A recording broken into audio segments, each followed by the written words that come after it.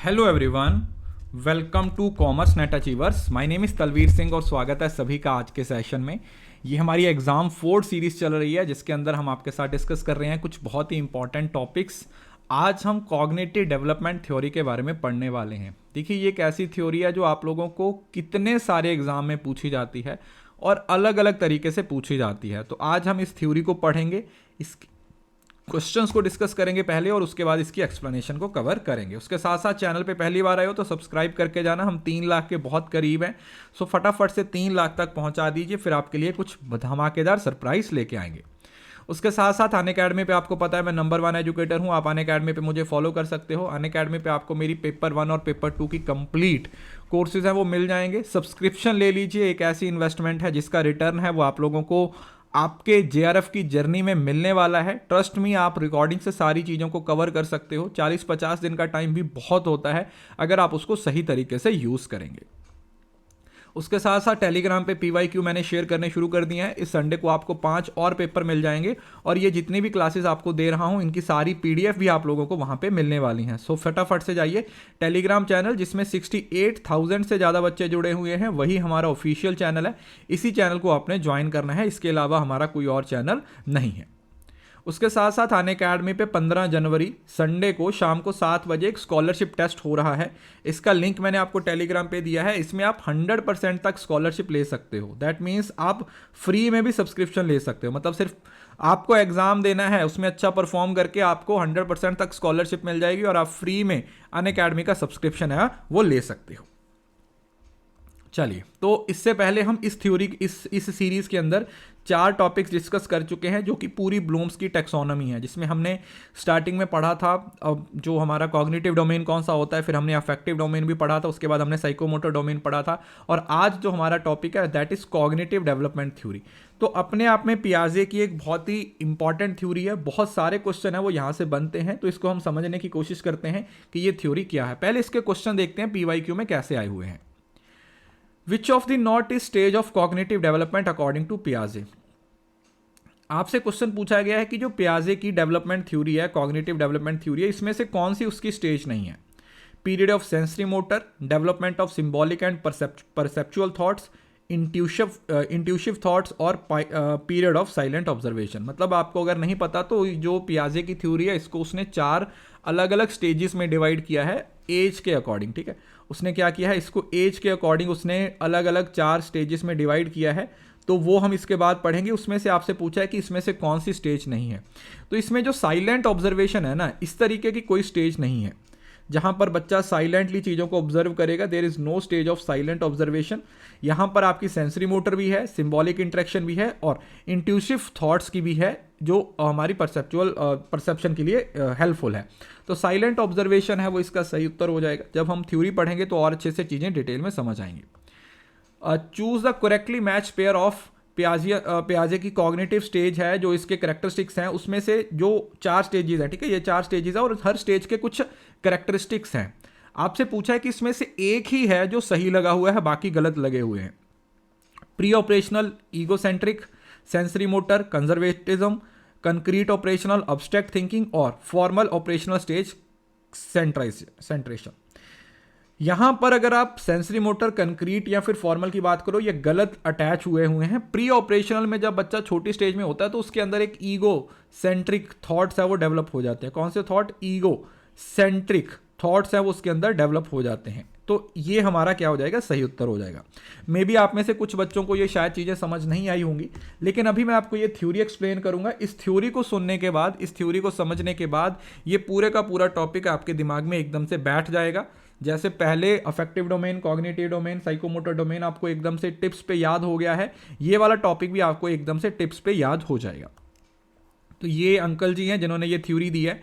ये थ्योरी है, ये दूसरों से थोड़ी सी अलग है। पहली बात तो इसने सिर्फ और सिर्फ जो थ्योरी दिया है उसमें फोकस किसको किया है, बच्चों को किया है। पहली बात तो इसने सिर्फ और सिर्फ ये थ्योरी बच्चों पे है, मतलब बच्चों की डेवलपमेंट की बात है। और उसने डेवलपमेंट के, क्योंकि कॉग्निटिव के अंदर वर्ड डेवलपमेंट आ रहा है तो डेवलपमेंट की बात की है और इसमें कोई लीनियर प्रोग्रेशन की बात नहीं की। ठीक है, जो पियाजे है उसने कोई लीनियर प्रोग्रेशन की बात नहीं की, उसने इसको स्टेज के अकॉर्डिंग डिफाइन किया है। उसने बताया कि अलग अलग स्टेजेस हैं एक बच्चा है उसको अलग अलग स्टेजेस को क्रॉस करना पड़ता है। वो जब इन स्टेजेस को क्रॉस करता है उसके बाद ही वो जो छोटा होता है वो धीरे धीरे बड़ा होता है और वो अडल्ट वाली स्टेज पे पहुंच जाता है।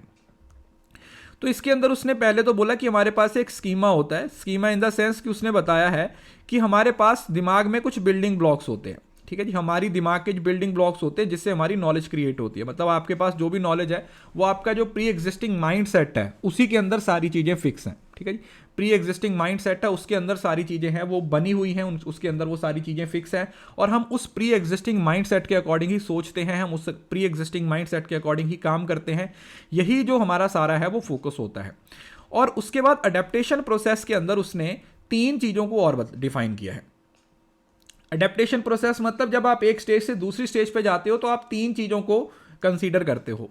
पहला है असाइमिलेशन और दूसरा है अकोमोडेशन। देखो, असाइमिलेशन का मतलब होता है जब कोई प्री एग्जिस्टिंग माइंडसेट आपके पास है और आप कोई नॉलेज को अंडरस्टैंड करते हो और उसी प्री एग्जिस्टिंग माइंडसेट के अंदर वो फिक्स हो जाती है, उसको बोला जाता है असाइमिलेशन। मतलब सिमिलरली वही नॉलेज आपके दिमाग में फिट हो जाती है। लेकिन अगर वो नॉलेज आपके प्री एग्जिस्टिंग माइंडसेट में फिक्स नहीं हो रही है तो ऑब्वियसली आपको अपना जो प्री एग्जिस्टिंग माइंडसेट है उसको चेंज करना पड़ेगा। सिंपल, आपको जो आपका प्री एग्जिस्टिंग माइंडसेट है उसको क्या करना पड़ेगा बेटा, चेंज करना पड़ेगा। और जब उसको चेंज करते हैं तो उसको हम अकोमोडेशन बोलते हैं और इन दोनों के बैलेंस बना के रखने को इक्विलिब्रियम बोल देते हैं। जहां पर असाइमिलेशन और अकोमोडेशन एक लेवल पे आ जाते हैं उसको हम इक्विलिब्रियम बोल देते हैं। तो ये अडेप्टेशन प्रोसेस है। मतलब जब आप एक स्टेज से, जैसे सपोज करो सेंसरी मोटर से जैसे आप प्री ऑपरेशनल पे जाओगे तो आपको ये तीनों चीजों का बैलेंस बना के आगे बढ़ना होगा। तो SPCF से क्या कर सकते हो आप, इसको याद रख सकते हो, SPCF। किससे? SPCF सेंसरी मोटर होती है और साथ लास्ट में फॉर्मल ऑपरेशन होती है, प्री ऑपरेशनल होती है और कंक्रीट होती है। ठीक है, तो अब इनको समझने की कोशिश करते हैं। बर्थ से लेके जब एक बच्चे का जन्म होता है तो 2 साल की उम्र तक उसकी सेंसरी मोटर स्टेज होती है। मतलब सेंसरी मोटर जहां पर बच्चा सेंसेस का इस्तेमाल करता है। फिर 2 से लेके 6 साल तक की उम्र प्री ऑपरेशनल, मतलब प्रॉपर ऑपरेशनल नहीं हुई, प्री ऑपरेशनल है, मतलब आपने काम करना शुरू कर दिया है। 7 से 11 साल तक बच्चा टीन एज से पहले कंक्रीट ऑपरेशनल हो जाता है। मतलब चीजों को लॉजिकली थोड़ा बहुत सोचना शुरू कर देता है और कंक्रीट अब्स्ट्रैक्ट जो कंक्रीट एलिमेंट्स होते हैं ना फिजिकल, वो देखना शुरू कर देता है। और उसके बाद अडल्टहुड आ जाता है जहां पर फॉर्मल ऑपरेशनल आ जाता है। ठीक है, जहां पर वो म्यूचुअल मोरल वगैरह की बात की जाती है। तो सेंसरी मोटर के अंदर सबसे पहला तो ऑब्जेक्ट परमानेंस और स्ट्रेंजर एंजाइटी, ये पॉइंट आप लोगों ने याद रखने हैं। सेंसरी मोटर में प्रोजेक्ट परमानेंस मतलब आपके दिमाग में वो चीजें हैं जो फिक्स हो जाती हैं इस एज में, और स्ट्रेंजर एंजाइटी। ठीक है, आप अपने मम्मी पापा के पास, छोटे बच्चे होते हैं ना, उनको अगर कोई दूसरा बंदा उसे अपने गोद में उठा ले तो रोने लग जाते हैं। तो वो क्या होता है, वो एक तरीके से स्ट्रेंजर से उनको एंजाइटी होती है।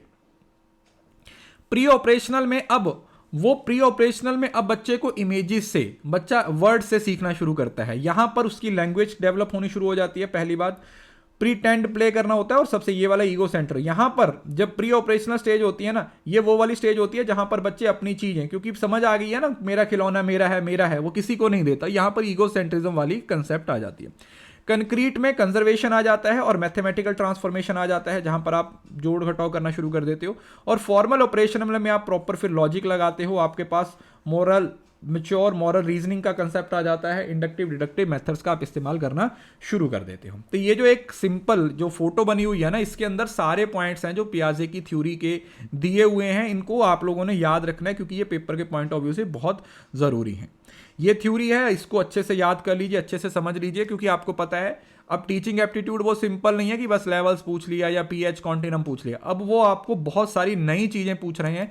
तो उन सारी नई चीज़ों को अंडरस्टैंड करने के लिए आपको ये कंसेप्ट है, इसको क्या करना पड़ेगा, अंडरस्टैंड करना पड़ेगा। ये बहुत ही ज़्यादा ज़रूरी है। इसकी पीडीएफ बेटा मैं आपको टेलीग्राम पे दे दूंगा, टेलीग्राम को ज्वाइन करके रखिए क्योंकि सारी पीडीएफ आपको वहीं पे मिलने वाली हैं। तो ये था आज का सेशन। उम्मीद करता हूँ सेशन अच्छा लगा होगा। सेशन अच्छा लगा है तो लाइक जरूर कीजिए, फीडबैक जरूर दिया करो, क्योंकि ये एग्जाम फोड़ सीरीज है। ये सच में आपका एग्जाम फोड़ने में आपकी हेल्प करेगी। जब आप देखोगे इस सीरीज में 30-40 लेसन हो गए ना, तो वो 30-40 टॉपिक्स की जब आपको मैं लिस्ट दूंगा ना, तब आपको लगेगा कि यार हमने थोड़ा थोड़ा करके कितना कुछ पढ़ लिया है। हमने सोचा नहीं था कि हम इतना कुछ पढ़ लेंगे और वो इतनी नॉलेज है वो हमें मिल गई है। ठीक है, so that's all, thank you so much, see you soon in the next video. तब तक के लिए खुश रहें, हंसते मुस्कुराते रहें, खूब तरक्की कीजिए, आगे बढ़ते रहिए और इस वीडियो को ज़्यादा से ज़्यादा शेयर कीजिए, बिकॉज शेयरिंग इज केयरिंग।